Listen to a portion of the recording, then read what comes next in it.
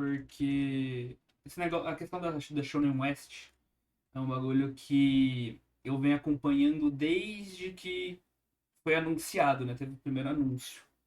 Eu já li alguns, não vou dizer todos, mas eu já li alguns que estão disponíveis assim pra você ler de graça, né? O que tem de graça pra ler.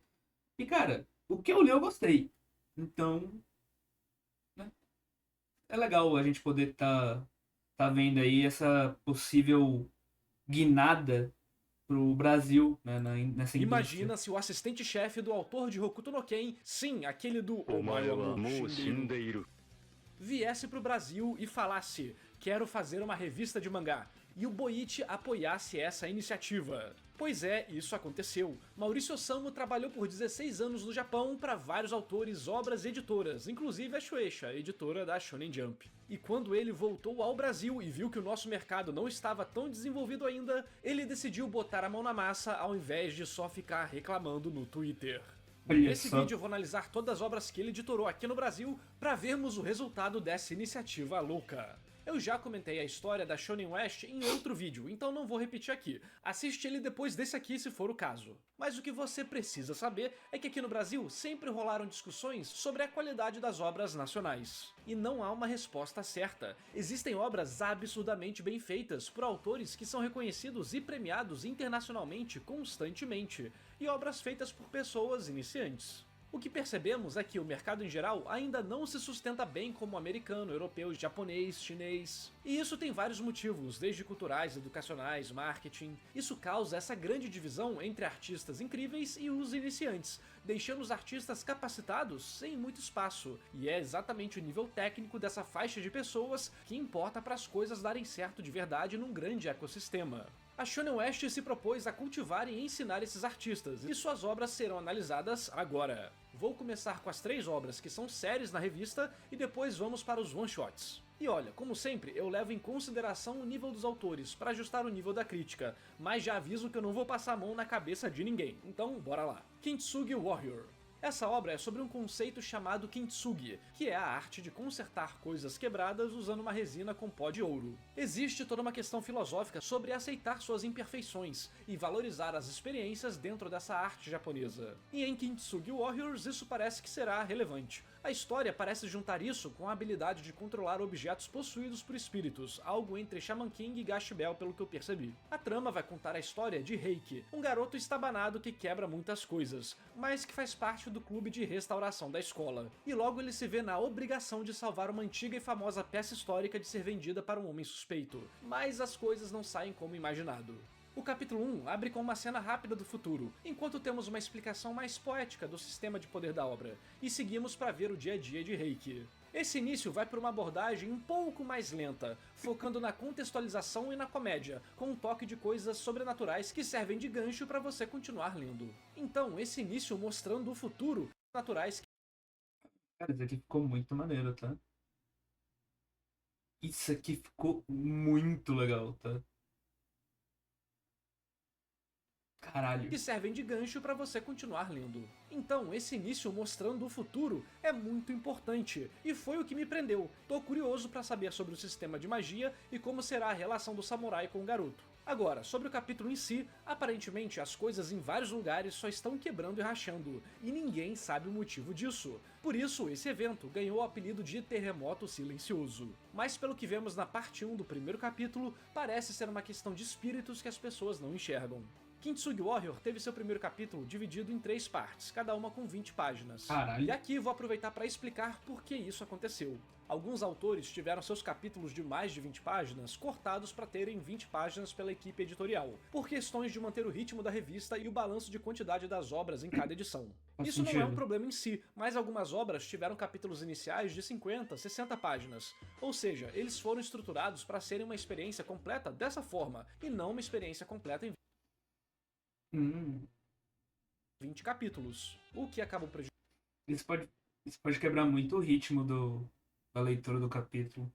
Claro, depois que tem os 3 capítulos, todas as partes juntas, fica muito melhor, mas prejudicando quem teve que ler essas partes separadamente durante o lançamento. Kintsugi Warrior e Bullseye foram as duas obras escolhidas para sofrer esse tratamento que inevitavelmente pode atrapalhar. Kintsugi foi escolhido pelo departamento editorial acreditar que a obra aguenta o tranco, e Bullseye foi escolhido por ser a obra de um dos editores da revista, que está disposto a sacrificar a sua história para poder continuar ajudando as outras áreas, como ajudar os demais autores em questão de desenho, background, roteiro e também administrar outras partes do projeto. Caralho, que louco. Felizmente, esse é um problema que quem for ler agora não vai passar, porque todas as partes de Kintsugi já estão lá. E fiquem tranquilos que a outra série e os one-shots não tiveram esse tratamento. Todos vieram lá com as suas 50 páginas. Voltando à obra, essas 3 partes do capítulo 1 são mais lentas e focam em mostrar como o Reiki é desastrado. É o tipo de obra que parece que vai construir as coisas com mais paciência, ao invés de sair explodindo tudo na sua cara. Pensa no início de Hunter x Hunter e Shaman King, por exemplo. Mesmo assim, creio que havia espaço para distribuir melhor os diálogos expositivos. Tivemos certos momentos bem densos, sem tantos ganchos de interesse. O mesmo vale para a determinação do Reiki em salvar o soldado de cerâmica. Temos sim diálogos dizendo que os alunos adoram a estátua, que existe uma superstição e tal. Vemos desde sempre ele sendo incisivo em relação a esse elemento. Mas para mim faltou eu ver essa conexão emocional dessa relação, sabe? Ou uma demonstração prática do porquê eles gostam do samurai. Aqui ficou muito no papo e pouco na ação. Também encontrei alguns erros de digitação, inclusive nessa parte importante, e um erro de português nesse outro momento importante. Isso não pode acontecer mais, isso é algo que tira a profissionalidade da revista, e parece ser um problema de revisão mesmo. Transcrevam todo esse texto aí e taquem no chat GPT perguntando se tem algum erro de português, sei lá. Sinceramente, gostaria de ver isso corrigido com as páginas sendo substituídas. Se não tem esse sistema no site ainda, tratem de adicionar, é essencial. Imagina a dor de cabeça se algo pior acabar passando, como uma página de rascunho, e for necessário apagar o capítulo, comentários, votos, para upar uma versão correta. Nossa. Caralho. Dor de cabeça na certa. Mesmo que não dê pra trocar uma página individualmente, que dê pra substituir o upload do capítulo sem ter que deletar aquela entrada inteira e começar outra do zero. Então, todas as obras da revista já podem se considerar cobradas nesse quesito de português. Enfim, a parte 3 do primeiro capítulo acaba com um momento importante, que parece ser o grande acontecimento que vai dar o gatilho pra história acelerar e criar várias dúvidas legais, tipo, como o Reiki vai sair dessa? Essa imprevisibilidade é bem legal, sabemos que ele vai dar um jeito, mas como isso vai acontecer que é a parte interessante. Por isso, espero que os próximos capítulos sempre tenham um problema ou um conflito relevante para não perder o ritmo. No fim, foi uma leitura muito fácil, e isso influencia demais o aproveitamento geral. Em média, todas as histórias têm uma boa leitura na revista, o que é bem legal, pois podemos ver as dicas e ensinamentos do Maurício Osamu em ação, visto que essa é uma das partes que ele mais ajuda. Blue Steel. Essa é uma obra que se passa em um futuro próximo. Primeiro, deixa eu elogiar esse traço que tá caralho, velho. Alternativo, Maneiro. onde algumas pessoas são capazes de usar um Blue Steel, um tipo de arma misteriosa que ainda não sabemos muito sobre. Se você perceber, eu não falei dos desenhos ainda, e nem vou falar, afinal são diferentes níveis e estilos, todos buscando melhorar cada vez mais, e você tem a oportunidade de decidir quem merece essa chance. Ao assinar a revista por R$5, você pode dar medalhas para as obras e influenciar o ranking mensal da revista, que premia os autores com uma porcentagem do valor das assinaturas. Caralho. Uau. Pô, esse é maneiro, tá? Esse é maneiro pra caralho. Então posso E 5 conto até que é baratinho. garantir que todos ali querem melhorar cada vez mais, para poderem ficar bem no ranking. Por isso, se você tiver alguma crítica, além de votar, comente também. Além da área de comentários da revista, os autores têm redes sociais, e essa é a oportunidade perfeita para você ver eles crescendo e dar Só é bom sempre lembrar, né? Imagino que ele vai falar, mas comentar, falar uma crítica, não é xingar, falar que é um lixo e caralho é 4, né? Tipo, é fazer uma crítica de verdade, né? sugestões.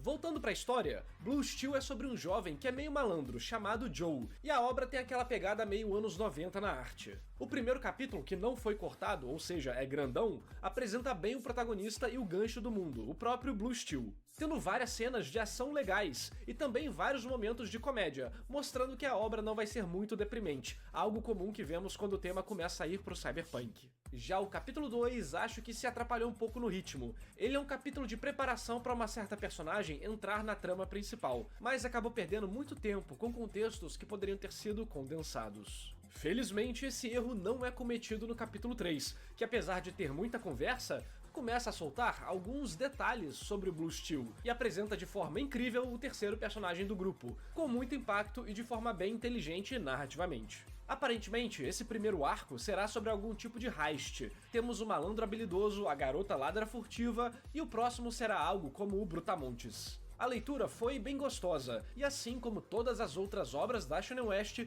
ela tem uma assinatura visual bem legal. Sabe quando você vê alguns animes e mangás e acha todos eles meio parecidos demais? Isso não aconteceu na revista. Todos os autores têm traços muito Mano, que cabelo incrível, velho. distintos, seja nos personagens, backgrounds ou ambos. Claro que vamos encontrar similaridades visuais e temáticas desses mangás com mangás japoneses, mas o fato de serem bem diferentes entre si dentro da própria revista é bem legal. Blue Steel parece uma obra que lidará com máfias, crimes e outros tipos de conflito urbano, e Joe, curiosamente, quer se desconectar de todo esse mundo digital, sendo um elemento que cria um contraste bem legal. Afinal, por que ele quer fazer isso? Até o momento foi uma execução bem bacana, vamos ver no que vai dar. Bullseye. Bullseye é uma obra sobre arqueólogos mercenários caçadores de tesouro, e muitos desses tesouros possuem algum tipo de poder paranormal, e pelo visto criaturas místicas também existem. Nas duas partes do primeiro capítulo, o que deu pra perceber foi que teremos diferentes guildas de arqueólogos e no mínimo eles usam artefatos para terem algum tipo de poder e habilidade. Só não dá pra saber se as pessoas em si também têm poderes inatos, mas eu chutaria que sim. Visto que nesses dois capítulos que tivemos, que foram a parte 1 e 2 do capítulo 1, temos um inimigo humanoide que parece que vira algo como uma fumaça. Infelizmente, até a data que eu tô gravando esse vídeo, a quarta edição da revista não saiu ainda, e nela que teremos a parte 3 do capítulo 1. Por isso é muito difícil avaliar. Mas dá pra perceber que Ben, o protagonista, é aquele cara meio metido e impaciente, mas de bom coração, e que tem que resolver algumas questões de afirmação pessoal, devido a ter sido rejeitado por alguém importante pra ele no passado. Enquanto Naomi é uma personagem mais inteligente e divertida, preferindo estratégias menos diretas do que seu companheiro de missão. Dá pra ver que é aquele shonenzão clássico, né? Temos muitas caras e bocas, comédia, locais enormes, guildas, um grande sonho e tudo mais. A história já pula direto na ação e na correria, chegando com os dois pés na porta da aventura. E quando sair a terceira parte do primeiro capítulo, creio que veremos que foi uma estreia mais focada nas dinâmicas da aventura em si do que nos personagens, apresentando algumas das loucuras que vamos acompanhar, para só então ir nos conectando mais com o protagonista e tal. Então se você é daqueles que não gosta de enrolação, Bullseye pode ser uma ótima pedida, principalmente para os que também gostam de Indiana Jones, a Múmia e outras obras semelhantes. E algo que deixa o clima bem bacana, eles são muito bem feitos e passam a sensação de explorar ruínas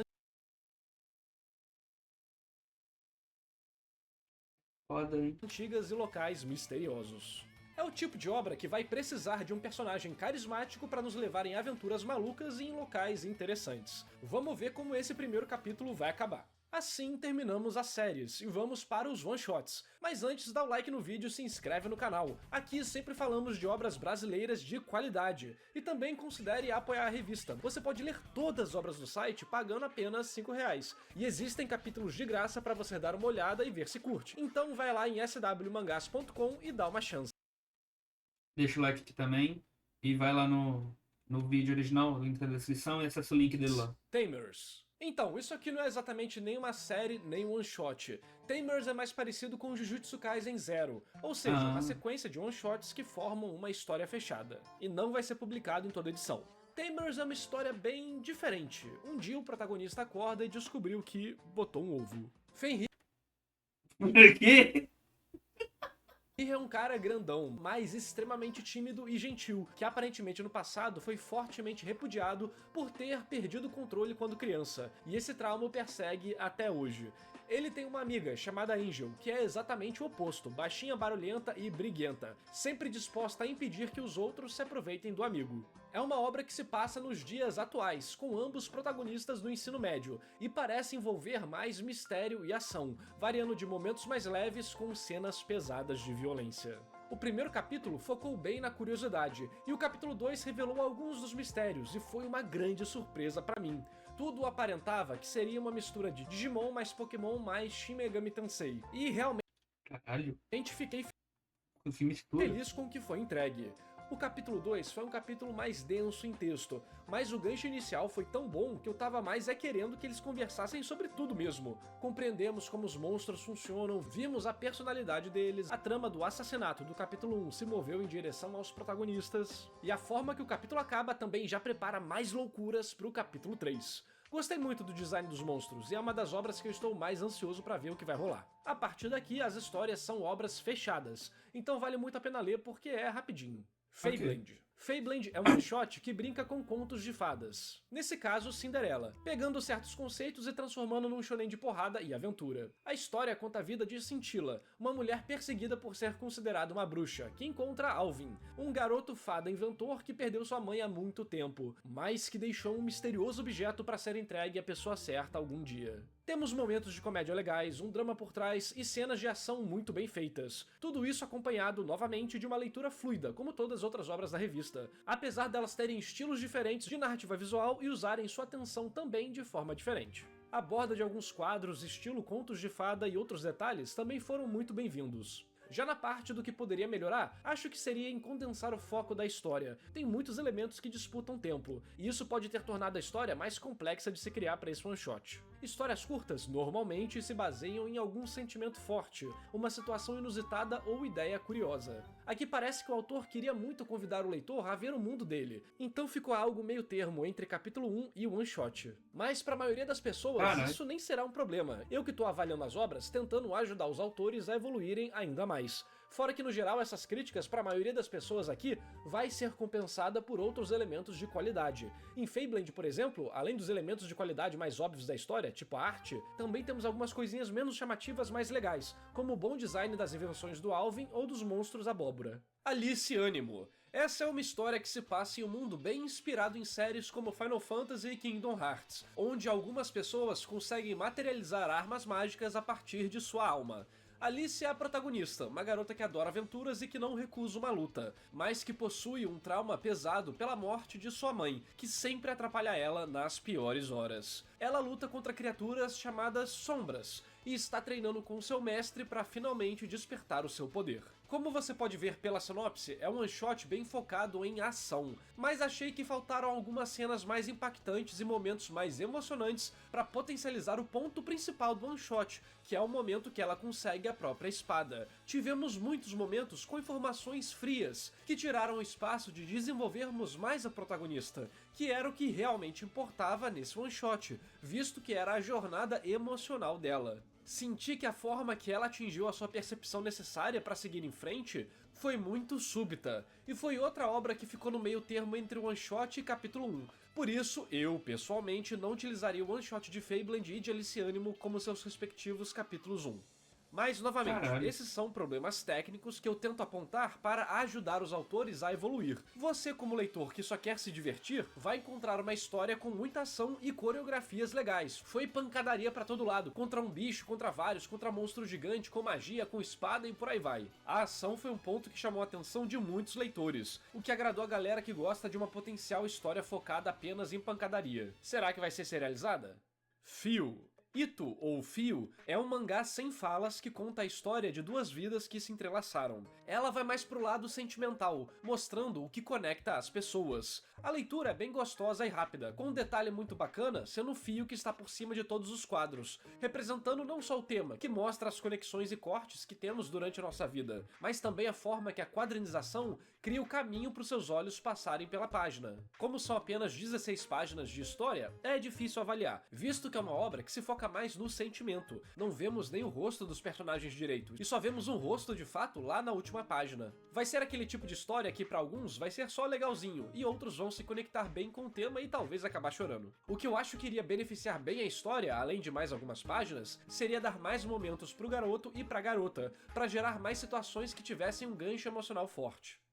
Garotas da Terra. Garotas da Terra é um one-shot que se passa em um Rio de Janeiro alternativo, onde uma gangue de crianças de rua usam uma substância parecida com cola para fazerem todo tipo de furto, roubo e até se movimentar pelas paredes de casas e prédios. Mas repentinamente a Mali, a protagonista, percebe que alguém roubou todo o dinheiro que a gangue guardou e sai em busca do culpado. A história tem ideias interessantes, tipo a cola que vem de um tipo de coco, e a trama em geral é aquela parada de rivais, que muitos otakus gostam. Inclusive a quadrinização é bacana, não é difícil de ler a história. O real problema que se destaca, infelizmente, é a arte. Alguns pontos não são finalizados e o estilo parece ser meio irregular, então comparando com as outras obras da revista, acaba ficando bem contrastante.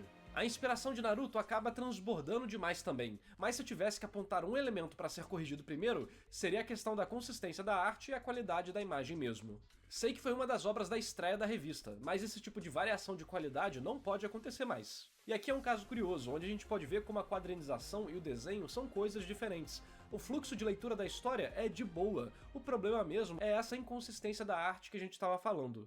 Jonas, o Quase Mago. Jonas, o Quase Mago fala sobre Jonas, um cara que é quase mago. Piadas à parte, ele precisa entregar seu TCC mágico, mas enrolou tanto que já está em cima da hora e não sabe o que fazer. Mas repentinamente a oportunidade perfeita aparece, e ele terá que provar que merece ser chamado de mago. É uma história focada na comédia, que se passa em um mundo medieval, e que não se segura em ser idiota. Tudo já começa no meio da confusão, e vamos compreendendo O design do personagem é bem legal. os motivos Tipo, o cabelo e tal, a trança, essa barba, tipo, do trambiqueiro do os Jonas elementos que estar dão uma lutando boa junto de um destacada. paladino super correto. Normalmente histórias de comédia dependem Cara, puramente de cara, suas piadas, e isso faz com que seja uma roleta russa com o público, mas o One Shot conseguiu conectar elas com a trama, fazendo com que as recompensas das piadas não fossem só a graça, mas alguma cena que movia a história. Até temos Legal. aquela pontinha de desenvolvimento de personagem. É um One Shot bem gostoso de ler, que quando você fecha a história, você fica feliz de ter curtido a aventura. Inclusive fez muito sucesso entre os leitores, e a revista tá sempre querendo novas histórias boas, que, igual ao sistema japonês, vê a popularidade dos one-shots e a disponibilidade dos autores, então quem sabe, não é? Sinceramente, não tenho nada pra recomendar pra melhorar, é questão de refino mesmo, ter ideias cada vez melhores e tal. Em geral, a estrutura aqui tava super certinha. Essas foram todas as obras disponíveis na revista até esse vídeo. Tudo isso por Legal, R$5 realmente tá barato. Ver essa galera crescendo com o tempo também é muito satisfatório. Poder votar nas obras, conversar com os autores, ver o resultado do nosso feedback é sempre incrível. Então entra aí em swmangás.com pra ver os capítulos grátis. E se curtir, dá uma chance, dá pra pagar no Pix, boleto, cartão. Agora sobre as minhas considerações finais. Eu acho que no quesito narrativa visual, a revista tá obviamente bem assessorada. O Maurício Osamu é um monstro nesse quesito, e qualquer mangaka aqui do Brasil que tenha a obra revisada por ele, sempre fica em choque como ele abre seus olhos pra questões que nunca nem imaginamos. Porém, tem uma coisa que eu acho que pode melhorar. O próprio Araújo, um dos responsáveis da revista, diz que eles não metem a mão na história do autor, e sim ajudam eles a melhorarem a execução. Óbvio que isso não significa que eles não vão dar sugestões de mudança no diálogo, em estruturas e tal.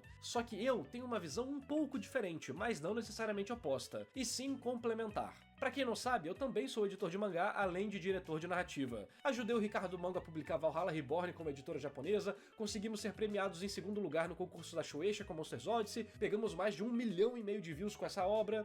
E adivinha, apesar de eu não saber muito de quadrinização, como toda a equipe de editores da Shonen West, eu meti a mão em tudo que envolvia a narrativa textual, na história, nos diálogos, nos personagens, na ideia. Claro, eu fui pago pra isso, o autor pediu minha ajuda, e não foi algo que eu fiz com várias obras ao mesmo tempo. Eu era meio que a dupla dele nesse sentido. E o trabalho de um editor desse tipo é, de fato, fazer o autor utilizar mais do próprio potencial. Enquanto a equipe da Shonen West parece estar muito capacitada na parte visual, que é essencial, visto que uma boa narrativa visual torna uma história ruim aceitável, enquanto uma narrativa visual ruim torna uma história ótima e ilegível, eu, como editor mais focado na narrativa, acho que existe esse espaço para a revista melhorar. Consigo perceber algumas estruturas, diálogos e coisas do tipo que tinham espaço para uma reorganização importante que destacasse mais ainda os pontos positivos da obra e a intenção dos autores. Esses não são erros fatais, mas sim aquele tipo de coisa que muitos brasileiros já esperam por estarem acostumados a lerem obras que passaram por vários filtros de qualidade do Japão até chegar aqui. E eu tenho certeza que a editora vai conseguir encontrar cada vez mais editores especializados em diferentes áreas conforme ela for crescendo. E também sei que pelo fato de termos poucos editores agora, que é difícil um autor ter realmente um editor duplo ali com ele o tempo todo. Os editores precisam ajudar várias obras ao mesmo tempo. A cada edição que passa, a revista tá melhor, o site tá melhor, as histórias evoluem, os autores aprendem algo. E pra tudo isso continuar acontecendo, eles dependem de você. Não adianta a gente só reclamar que o brasileiro não faz história boa e quando uma iniciativa boa dessas aparece, a gente só reclamar e deixar morrer. Então cria uma conta aí no Isso é verdade. swmangás.com pra pelo menos estar inteirado na parada e me diz aí quais as obras que você mais se interessou. E aproveita pra dar like no vídeo e se inscrever no canal. Aqui a gente fala direto de mangá nacional e tem uma playlist só disso. Cara, sinceramente, muito legal. Tomara que essas obras consigam, né, se manter aí. E, sinceramente, pensando assim, qual que você mais gostou? Eu diria que a que mais me chamou a atenção é a Kitsugi Warriors mesmo. Eu achei ela muito interessante mesmo. Mas e vocês estão vendo o vídeo? Quais que vocês acharam mais interessante? Foi um vídeo que eu fiquei bem quietinho, né? Não falei quase nada. Pior que, tipo, também não tinha muito o que falar. Cara, uma obra muito interessante. Não se esqueça, o vídeo original tá na descrição. O link no canal secundário, né? Canal de jogos, tá aí junto com as minhas redes sociais. E também, na comentário fixado, tá o link aí pra live na Kik, que é onde eu faço lives aí todos os dias. Espero vocês lá.